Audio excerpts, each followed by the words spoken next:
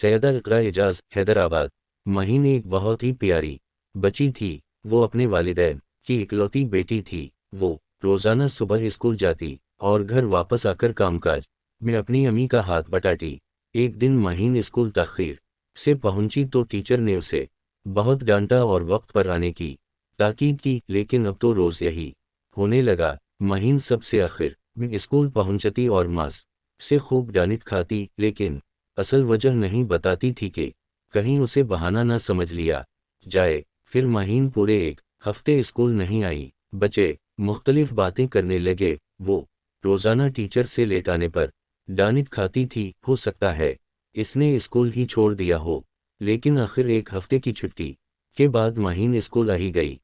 आज वो क्लास में सबसे पहले आई थी। जारी है, टीचर क्लास में दाखिल हुई तो सब बच्चों ने उठकर इन्हें सलाम किया। मास ने सलाम का जवाब दिया और वो महीन को देखकर चौंक गईं। इन्होंने महीन को अपने पास बुलाया और कहा, वैसे तो तुम रोजाना स्कूल देर से आती थीं और आज पूरे एक हफ्ते के बाद आई हो। दिल भर गया तुम्हारा छुट्टियों से। मास गुस्से से उसे डांटे जा रही थी और महीन की आंखों से आंसू बहा रहे थे।